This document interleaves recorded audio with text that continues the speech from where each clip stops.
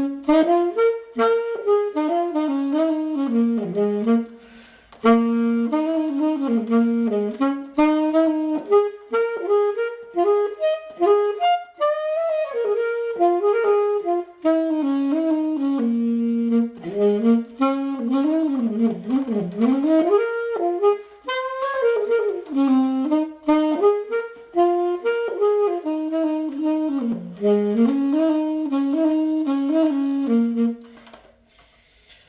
guys, welcome back to another brand new YouTube video, and as you probably heard from that, today we're going to be doing some jazz improvisation because not 1 week ago, but 2 weeks ago, I talked about different, like the structure of a blues scale, and I said next week we'd learn how to improvise on it, but sadly I didn't get to do that last week because I have an idea for a big project for December.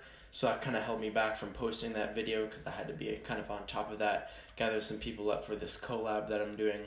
I'll explain a little bit about that at the end of the video, or maybe next week. But I'm sorry if I sound bad today. I kind of cut my finger open, so my F key may not always close because it actually kills. But let's get right into it. So first off, that scale that I was playing on was the B flat blues scale. So for all you alto saxophone players, that goes G, B flat, C, C sharp, D, F natural, and then G. So that sounds like this. And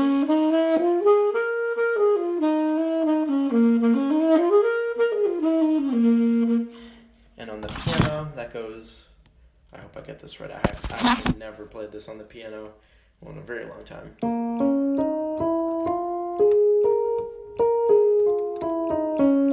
So for all you piano players out there, that goes B flat, C sharp, D sharp, E, F natural, G sharp, and then B flat or A sharp, whatever you want to call it.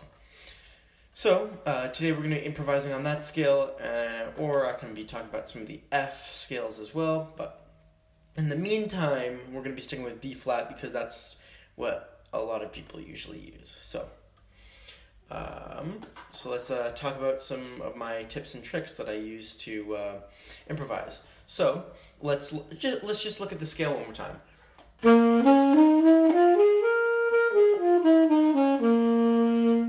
So in those blues scales, I'm not sure if I actually talked about this in my last video, but one of the best notes to play for like a lick, or one of the most jazziest notes, is actually that sharp fourth, which in this case is the C sharp or E, whichever one you want to say. Piano it's E, on the saxophone it's C sharp.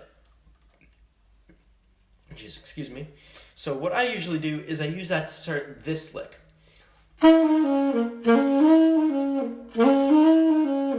Which is just going up the 1, 3, 4, and sharp 4 multiple times.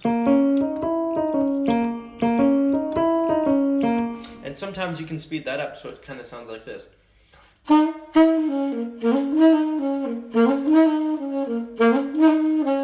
you can throw it in that extra trill.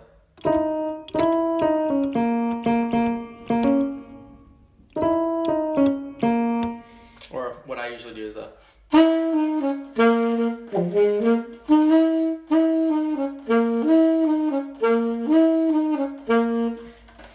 So as you can tell, that kind of sounds jazzy. So for the saxophone players, you're trilling on that C and C sharp. So it's very easy to get to that C sharp because C sharp is absolutely nothing. And then you just go back down the jazz scale by going C, C sharp, then C, then the B flat, and then the G. And also, I play my B flat with the key down here while holding the A, just so that you guys aren't confused for any saxophone players out there.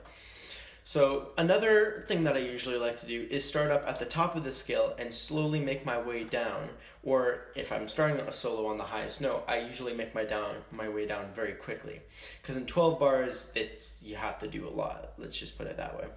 So what I usually do is I start my solo off very mellow-like. But not mellow. I start on the high note and I make my way all the way down.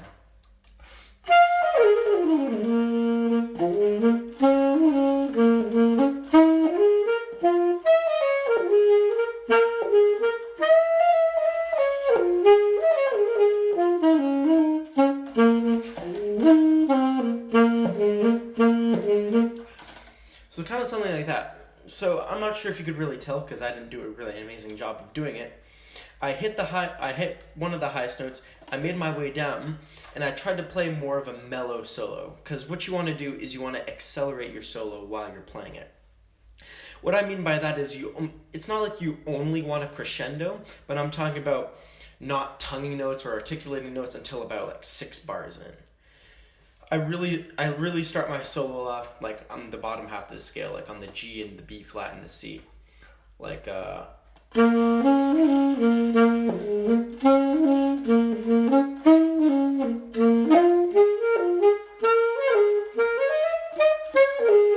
then as you can tell, you move up. You find like your little ways going up. You can go 2 up, 1 down, 2 up, 1 down with your notes, like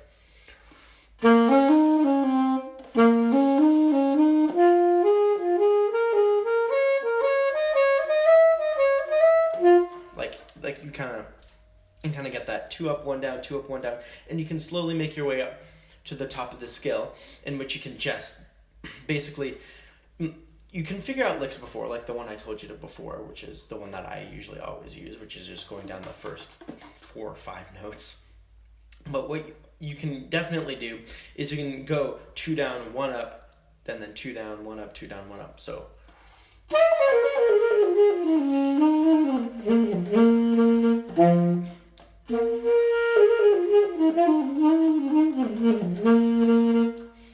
as you can tell, that sounds probably just as good as when you went up. So I usually save that for the last because that obviously sounds the best. So if I'm doing a solo, I start off on the low.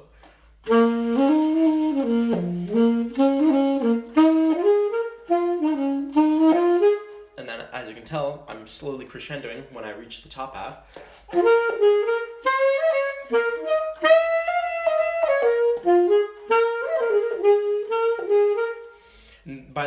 By the 6th, 7th, or 8th bar, you can definitely speed it up. But you have to make sure when you reach that 9th or 10th bar, that's when you start to hit your highest notes and finish up with your licks, because then you got to head back down to finish your solo.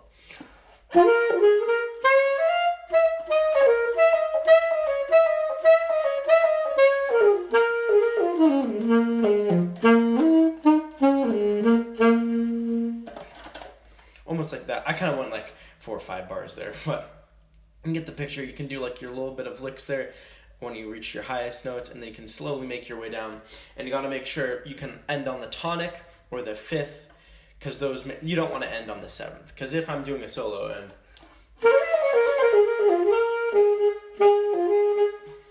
and you end on that note, the 7th, it doesn't really sound the best. Or if you end on the sharp 4th, for example.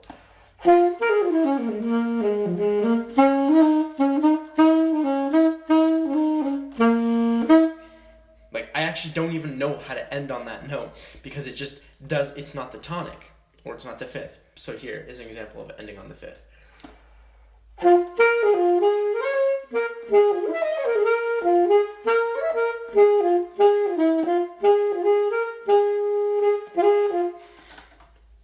Sometimes that can sound good, especially if you're trading bars, because sometimes you either want to, it's almost like a tension builder and releaser at the same time, which is what I absolutely love about it.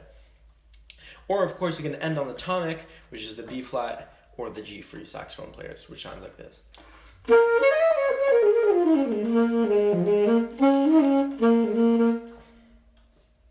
Like, see, that sounds a lot better than ending on or like, it sounds a lot better because, as you can tell in my theory videos, I talked a lot about tonics and stuff like that and the landing on the minor. So those are, in my opinion, some of the best notes to land on. That's probably the best way how to finish, going 2 down, 1 up, 2 down, 1 up. And even in some cases, you can play some notes that aren't even in the blues structure that we have talked about. So let's go over the blues scale one more time.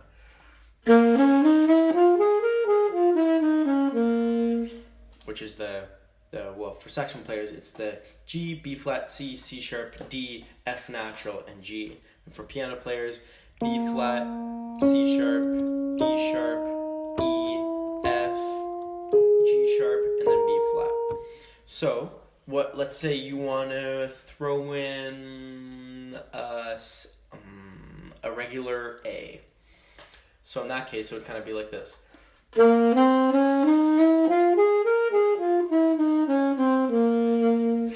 And definitely in some cases you can add that in and it sounds fairly good. Let me try and find an example right now.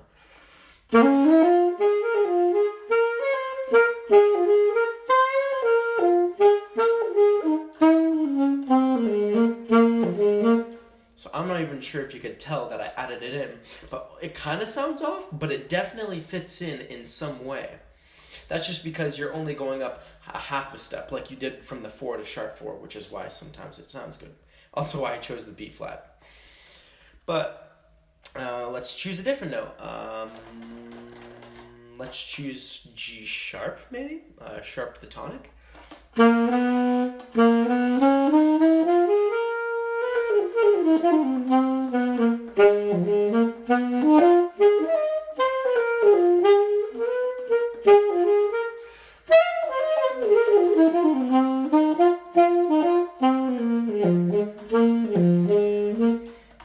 So you probably heard that, like the few notes where it goes.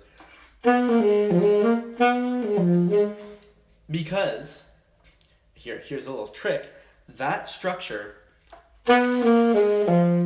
is the exact same structure as, and you can definitely hear that. That's the same structure as going E, B sharp, C sharp, E flat. It's the exact same structure, but it's just in the different key of F. If you do the F major scale, or the F major blues scale,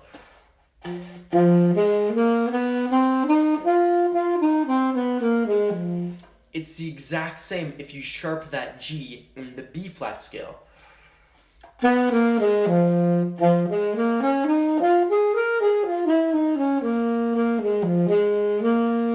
So you hear that, and then what if I go? And then that's F, and this is B. F, B flat.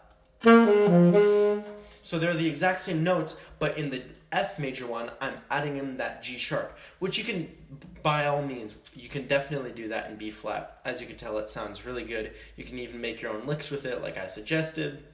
And once you put it together, it's almost like a puzzle. It's almost like putting it together, in your opinion, your favorite puzzle, because it's your opinion of what your solo is going to sound like. Well, I hope you guys enjoyed this video. I know it was a bit quick and a bit different, because this isn't usually how I run my playing tutorials, but I hope you kind of got something out of this, even if you're a piano player or like another instrument player. I hope you kind of figured out a structure of a solo, like starting off high, going to mellow, doing your riffs, starting off high, and using that 2 down, 1 up, 2 down, 1 up structure, or 2 up, 1 down, 2 up, 1 down structure. I strongly suggest using that solo structure, especially for some of the most basic solos. And before I end the video, I'll say that last weekend I could not post on the Sunday because I'm doing a collab with some other musicians for the holidays, and I thought I'd just let you guys know so that if anyone out there is mad at me, I'm sorry, but you'll get this one today on this Sunday, and then I have another video that I'm filming in the next 2 days, I believe. That's going to be posted on the next Sunday, so that should be good for you guys. But yeah, so stay tuned for that collab coming in December. You guys are definitely going to enjoy it because I'm trying to fill it together with that, do my playing tutorials, whatever tutorials for YouTube, doing schoolwork on top of that. So I'm kind of juggling a few things here, so I'm definitely going to try and do that all by the end of December. End of December, I'll see where I'm at with all this, and I'll take it from there. But thank you all for watching this video. I hope you guys learned something. If you guys want to learn a bit more about how to play, I'm sure some things will be added into my playing tutorial videos. But if you want to learn a bit more about the blues, I'll link the video down below for the blues structure and how to play the blues on piano, not saxophone, if you kind of had your own tutorial now. But anyways, I'll link some backing tracks down in the description for you guys if you guys are curious, or if you guys want to get to improvising right away to trying out some of your new riffs. By all means, you can do that, and I'll see you guys in the next video. Peace.